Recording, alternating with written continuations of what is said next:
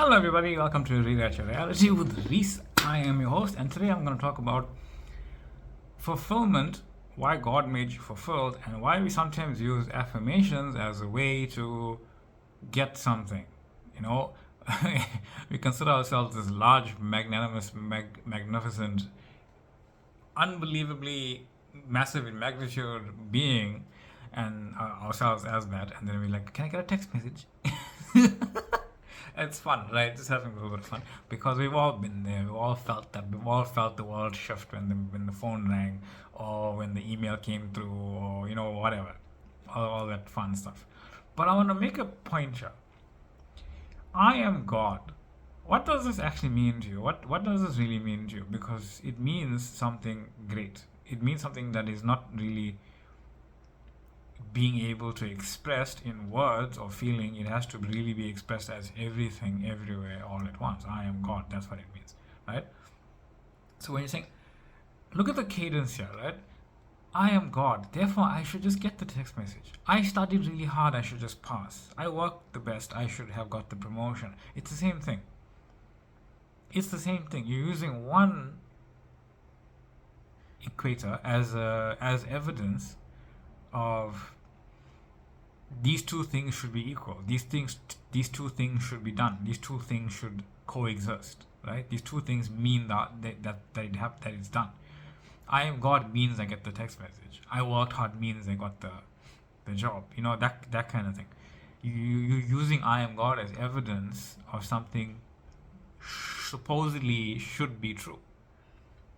You're using I am God as something that supposedly should be true but isn't right now. It doesn't work, right? It doesn't really work. I am God, and if you really embody and if you really focus on that bit, if you take a focus off your manifestations that you want, and you really go into I am God, what does that actually mean? It means you really let this run. You really let the program run. You really let the illusion just go. Because you are the entirety of it. You are God, you are magnanimous, you are impossibly to comprehend. You can only comprehend it by being it, right? By calling forth something. But you need to call forth what you are imagining in a way that reflects who you are. I am God. Are you doing that? Are you doing this? I'm imagining this because I'm God. No. What you're imagining must be a reflection of who you are. It must be enormous. It must be grandiose. It must be something that really pulses your heart. It must do that. It must bring about feeling of, okay, the feeling of I want to continuously return here. This is who I am. This is my life. This is who I say I am. That's who you are. And the text message is fine. It's all great, all wonderful, and it really is true. It really is a absolute truth. It really is an absolute truth. But go to the I am God first. Make that beingness I am God a state unto itself, right? Don't use I am God as a way to balance, equate, or whatever.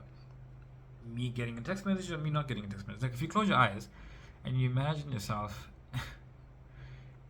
in this world that you are creating, in this enormous world, sitting on a chair somewhere where you desire to be sitting, in the unfolding of a story that you desire to be sitting in and as, right? And you're there, and your phone buzzes, and it's the person that you love in this specific reality.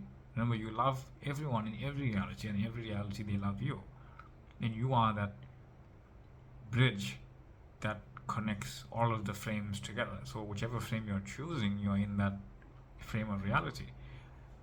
And the phone rings, and you smile because you're smiling because you're smiling. You're smiling because your I am awareness is feeling that love that it is. Right? You are I am awareness feeling the love that you are. And it's an absolute truth, but it's a very simple thing. You're imagining it from magnitude. You're imagining it from enormity. You're imagining it from greatness. Not imagining it from, God, imagine my phone ring. No, I am God. And this world is a reflection of me just effortlessly choosing my dream life. You see the difference there? It's light. It's so light. It's power. Something is so light, it can only be power. When you put so much focus there, you're removing power. Because now you're putting power in two places, one in your focus and one in the thing. You're splitting yourself. The lighter you are imagining this thing, and more fluffy and warm and animalistic joy and primalness and all of that passion, this flows out of you. The less effort you put into it, the more flows out of you. It's kind of a weird. Honestly, when you realize this paradox of living, it really becomes very interesting. Where paradoxically, allowing more makes you feel more. When you feel more, you allow more. But when you try to do more, you feel less. It's madness sometimes, but it's all good.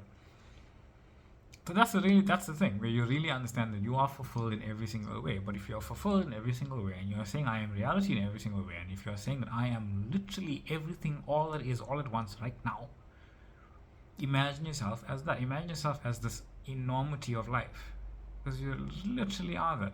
I don't care where you are. I don't care if you're in the middle of a desert. I don't care if you're in the middle of a forest. I don't care if you are sitting in an apartment building in the middle of nowhere in a country no one ever heard of, then you think that, right? And you want to be part of the bustle, the hustle, the glitz, the glamour, the glory. And you imagine yourself as that, and you say, you know what? No, me too. Me, my life, everything in my world revolves around me. And you take a step forward in your imagination as the events and say, kick this off, let's go. Pick up your mat and go. I picked it up, let's go. I'm going, let's go. And you imagine it and let yourself feel it more and more and more, and let things just rearrange around you. That becomes your reality. See, you're already fulfilled, you're already worthy, you're already that. Just let that soak in, let that go.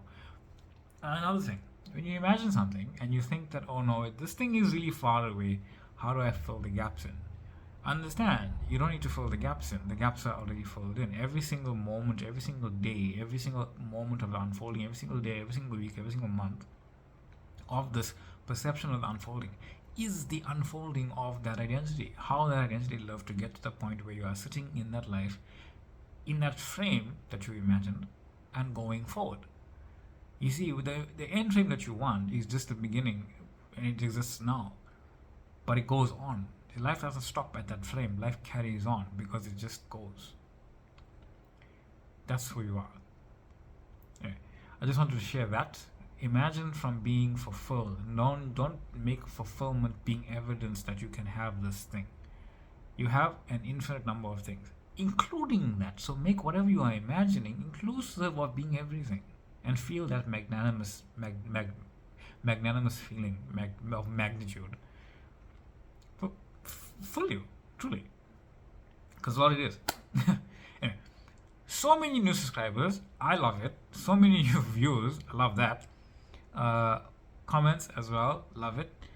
Infinite love, infinite gratitude. If you want to reach me, my email is there. Facebook group, you can join and get to know me and talk to me there directly. Comments below, I always get to answer them. I love it. Try my best to answer it succinctly in the comment section. Right? If you want more details stuff, ask me directly in my email. TikTok page where there's other versions of these ideas in a different format. That being said, infinite love, infinite light, and I will see you all in the next one.